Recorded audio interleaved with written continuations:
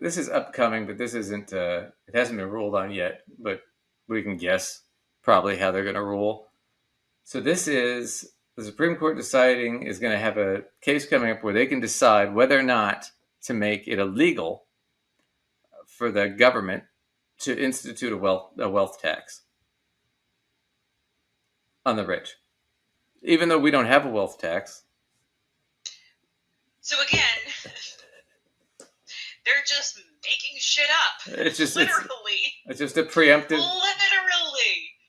Well, you know why? Because the idea of a wealth tax is becoming more and more popular, and it has for a long time, because it would solve a lot of problems. So let's frame that. It's becoming popular because of why? Because the wealth gap in this country has gotten so big. That's true. We've done work around that in other episodes. You know? And we talked about this before. Like the issue is you can fix the income tax system, and that's a good thing to do. You can also, but the problem is the wealthy, they've already accumulated all this money, and now it just keeps growing and growing and growing through investments, right? And you're not going to stop that. So the only way you can balance that out is by issuing what's called a wealth tax, right? So if your net worth is X, above X, right, then you have to pay this amount every year, right? Or if your earnings make this amount, you have to pay tax on that, right? That's what a wealth tax would essentially look like in a just sort of nutshell version. Now, why is this important? It's important because it prevents people from getting huge advantages like, I don't know, Elon Musk, the Koch brothers, Mark Zuckerberg, where you have billionaires who can literally buy chunks of media that we consume and tell us what they want. Rupert Murdoch, Fox News, right? Fox News they're not news. They're not journalists. They're propaganda. They're not even listed as journalists. And every time they've gone to court, they said, we're not news. We're entertainment, right? Right. But people watch it religiously like it's the news, and they believe it's the news, and they just spew whatever right-wing propaganda they're told to spew. And they get paid a lot of money to do that. Look at Elon Musk buying Twitter. Now, Twitter is so restrictive. It's, you go on Twitter, it's mostly Nazis anymore. You don't see it's... Yeah. The truth of the matter is I've really not been on Twitter. I used to spend a fair amount of Twitter time, as a writer, for my business. And it's gotten so frustrating on there. Who wants to be bothered with it anymore? Right. But now he controls that platform because he had the money. He had $42 billion to blow. Right. So just that right there, being able to donate to politicians. The Koch brothers donated billions and billions of dollars to politicians. That can change a political race pretty quickly. So now, just by the virtue of being a billionaire, you have a lot of power and a lot of say in this country. So a wealth tax is an attractive thing because it's like, well, wait a second. If you're not that wealthy, you can't do that. Then it makes the country more democratic.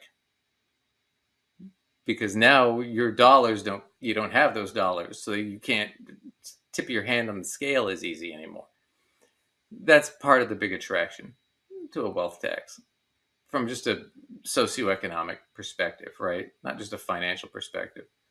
Plus the benefit of having that money to distribute to people that actually can use it or to improve the economy or the workforce is probably a better thing. But yeah, we'll look at this real quick on this discussion about the wealth tax. Well, we are waiting for some key decisions from the Supreme Court this week. The High Court already, though, adding a controversial case to its docket for later this year. That could throw a wrench into Democrat plans to tax the wealthy. Rick Newman is here. Rick, this has got a lot of people talking already.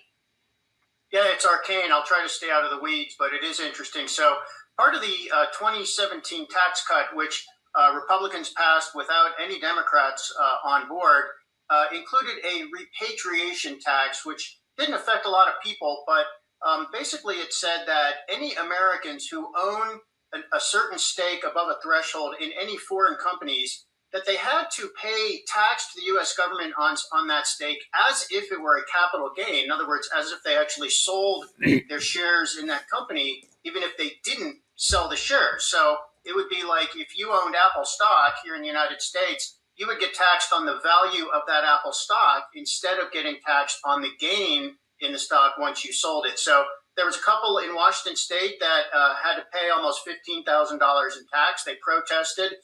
They lost on appeal. They lost on a second appeal, and now it's at the Supreme Court. And the reason this matters is this is basically the same principle as a wealth tax that Elizabeth Warren was one of her big proposals when she ran for president in 2020.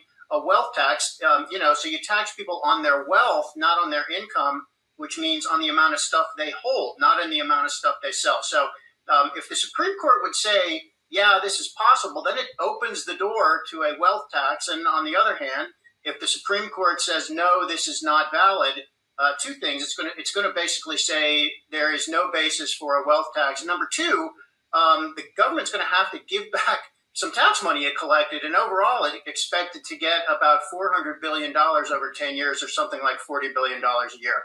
So it matters. But as you pointed out, we're not going to get to this until later this year. And meanwhile, we're probably going to have some momentous decisions coming later this week.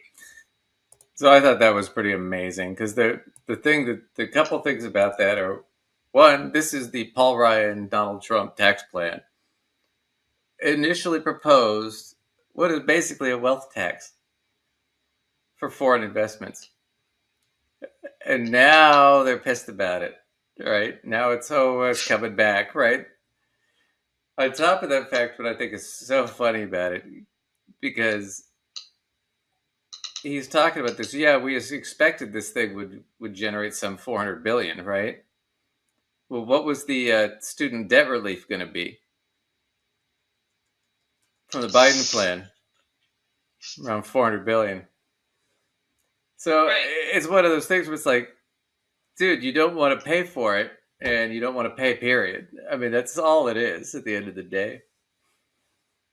And we'll see what the Supreme Court does. I would bet dollars to pesos they roll with it.